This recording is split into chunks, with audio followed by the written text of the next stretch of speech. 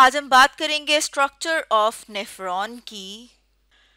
और नेफ्रॉन जो है वो हमारी बॉडी में मौजूद एक ऑर्गन जिसे किडनी कहा जाता है उसका स्ट्रक्चरल और फंक्शनल यूनिट होता है। जैसे यहाँ पर हम अपने सामने डायग्राम में देख रही है जो सिस्टम है इसे यूरिनरी सिस्टम कहा जाता है। और इसमें ये जो हम देख रही हैं बीन शेप इन्हें किडनी कहा जाता है। और हमारी बॉडी में दो किडनी मौजूद होते हैं। अब हम एक एनिमेशन से किडनी का इंटरनल स्ट्रक्चर देखते हैं। तो जैसे यहाँ पर हम अपने सामने डायग्राम में देख रहे हैं और इसे हमने मज़ीद जब इनलार्ज किया तो हमें ये नज़र आ रहा है किडनी का इंटरनल स्ट्रक्चर। जब हम इसे मज़ीद जूम करके देखते हैं तो हमें पता चलते हैं स्ट्रक्चरल और फंक्शनल यूनिट जैसे कि यहाँ पर हमें हाईलाइट हुए नज़र आ रहे हैं। ये हम देख रहे हैं नेफ्रॉन जिसे कि अभी हमने साथ में लेबल भी किया है कि यहाँ पर ये मौजूद है नेफ्रॉन। अब हम इसे मज़ीद जो है वो देखते हैं।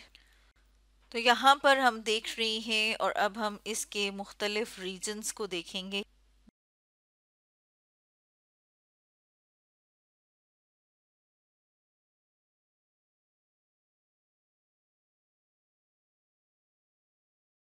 जिसे कि हम वेस्ट मटेरियल भी कहते हैं वो यहाँ पर हमें पास होता हुआ नज़र आ रहा है। और मज़ीद समझने के लिए हम अपने सामने डायग्राम ले आए हैं। यहाँ पर हम देख रही हैं किडनी का एक पोर्शन और हम देखते हैं किडनी का पोर्शन जो कि अपर साइड पे होता है। ये वाला जो रीजन है इसे कॉर्टेक्स कहा जाता है। और फिर हम देख रही हैं कि यहाँ से यहाँ तक का जो रीजन है इसे क्या कहते हैं, मिड्यूला।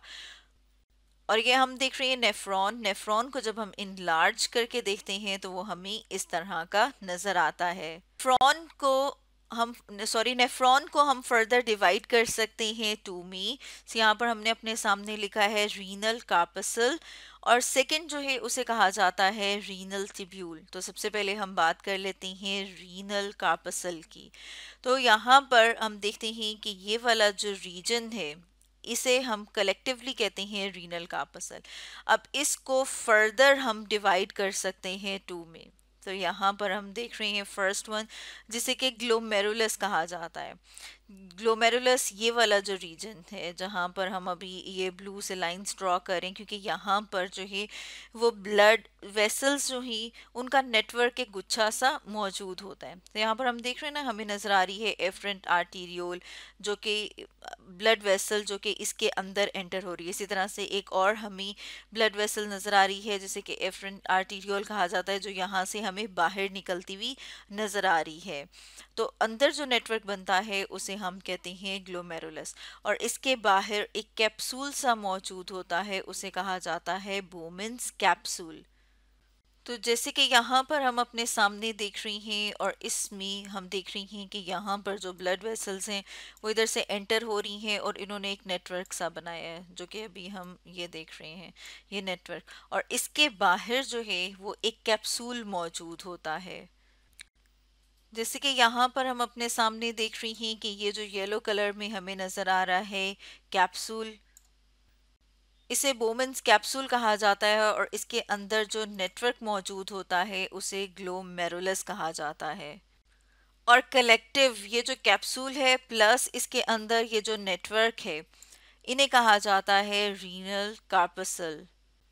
अब अगर हम रीनल टिब्यूल की बात करें तो यहाँ पर हम अपने सामने ये स्ट्रक्चर्स देख रहे हैं और जो रीनल टिब्यूल है उसे हम फर्दर डिवाइड कर सकते हैं थ्री में। तो हम देख रहे हैं फर्स्ट वन जिसे प्रॉक्सिमल कॉन्वोल्यूटेड टिब्यूल कहा जाता है, सेकंड जिसे कि लूप ऑफ हेनले कहा जाता है और थर्ड की अगर हम बात करें तो जिसे डिस्टल कॉन्वोल्यूटेड टिब्यूल कहा जाता है।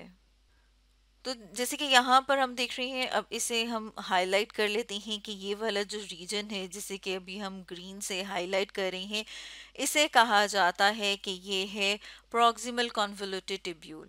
अब इसे जो है वो प्रॉक्सिमल इसलिए कहा जाता है क्योंकि हम देख रहे हैं कि ये रीनल कार्पसल के बिल्कुल साथ करीब यहाँ पर मौजूद है। इसके अलावा अगर कॉन्वोल्यूटेड की बात करें तो हम देख रहे हैं कि ये हमें इस तरह का नज़र आ रहा है, यानी कि ऐसा नहीं है कि बिल्कुल सीधा सा हो। ऐसे कॉन्वोल्यूशंस या कॉन्वोल्यूटेड एरिया हमें नज़र आता है, इसलिए हम कह रहे हैं कि ये कॉन्वोल्यूटेड ट्यूब्यूल है। इसके बाद हम देखते हैं कि यहाँ पर हमें क्या नज़र आ रहा है, जिसे कि हम पिंक में हाईलाइट कर रहे हैं। इसे कहा जाता है लूप ऑफ हेनले। जो ये वाला रीजन है, एक लूप बन रहा है, इसे लूप ऑफ हेनले कहा जाता है। और जो ये वाला रीजन है जिसे कि हम देख रहे हैं, अभी हम ब्लू में कर रहे हैं, इसे कहा जाता है कि ये है डिस्टल कॉन्वोल्यूटेड ट्यूब्यूल। अब डिस्टल कॉन्वोल्यूटेड क्यों कहा जा रहा है, क्योंकि डिस्टल हम देख रहे हैं कि ये प्रॉक्सिमल से सॉरी यानी कि ये जो रीनल कार्पसल है इससे दूर मौजूद है, इसलिए इसे डिस्टल कहा जाता है। कॉन्वोल्यूटेड अगेन हम देख रहे हैं कि यहाँ पर भी जो ट्यूब है वो हमें इस तरह से नज़र आती है। तो जैसे यहाँ पर हम दोबारा से अगर देखें तो हम देख रहे हैं कि ये जो हमें नज़र आ रही है ये है प्रॉक्सिमल कॉन्वोल्यूटेड ट्यूब्यूल। और ये जो हमें नज़र आ रहा है लूप सा, इसे कहा जाता है लूप ऑफ हेनले, जैसे कि यहाँ पर हम देख रहे हैं। और लूप ऑफ हेनले में भी हम देखते हैं कि जो ये वाला लिम्ब है इसे कहा जाता है डिसेंडिंग लिम्ब। क्योंकि ये डिसेंडिंग लिम्ब क्यों है, क्योंकि यहाँ से हम देख रहे हैं कि प्रॉक्सिमल कॉन्वोल्यूटेड जो ट्यूब है वहाँ से नीचे की तरफ ये लिम्ब आ रहा है, नीचे की तरफ आ रहा है, इसलिए इसे डिसेंडिंग लिम्ब कहा जाता है। और यहाँ पर हम देख रहे हैं ये जो लिम्ब है जो कि ऊपर की तरफ जा रहा है, जैसे कि यहाँ पर अब हम देख रहे हैं कि ये ऊपर की तरफ जा रहा है, इसे कहा जाता है असेंडिंग लिम्ब। उसके बाद ये जो रीजन है इसे कहा जाता है कि ये है डिस्टल कॉन्वोल्यूटेड ट्यूब्यूल। और ये हम देख रहे हैं ये है कलेक्टिंग ट्यूब या कलेक्टिंग डक्ट। और ये जो कलेक्टिंग ट्यूब है इसमें हमें डिफरेंट यहाँ पर जो है वो ब्रांचेस निकले हुए नज़र आते हैं। वो ब्रांचेस हमें वहाँ पर निकले हुए इसलिए नज़र आती हैं कि सिर्फ और सिर्फ एक नेफ्रॉन तो नहीं है, किडनी में तो बहुत सारे नेफ्रॉन हैं। उन सब नेफ्रॉन का ये जो डिस्टल एंड है, जैसे कि हम यहाँ पर देख रहे हैं कि ये डिस्टल कॉन्वोल्यूटेड जो ट्यूब है इसका एंड जो है वो कनेक्ट हुआ होता है जो कलेक्टिंग डक्ट है इसके साथ। जैसे कि यहाँ पर हम देख रही हैं कि ये वाला जो है ये इस नेफ्रॉन का डिस्टल कॉन्वोल्यूटेड ट्यूब है जो कि कलेक्टिंग डक्ट के साथ अटैच हुआ हुआ है। इसी तरह हम देखेंगे कि यहाँ पर ये जो हमें नज़र आ रही हैं ये शो कर रही हैं कि यहाँ पर और भी नेफ्रॉन्स होंगे जो इधर अटैच हुए हुए होंगे, जो कि फिर अपनी फर्दर जो भी इनका फिल्ट्रेट है, जो इनकी सिक्रीशंस हैं, जो कि बाद में वेस्ट मटेरियल है जो यूरिन की फॉर्म में हमारी बॉडी से बाहर रिलीज होता है, वो इसमें डाला जाता है, क्योंकि इसलिए इसे कलेक्शन डक्ट या कलेक्टिंग डक्ट कहा जाता है। तो स्टूडेंट्स, आज हमने डिस्कस किया स्ट्रक्चर ऑफ नेफ्रॉन के बारे में।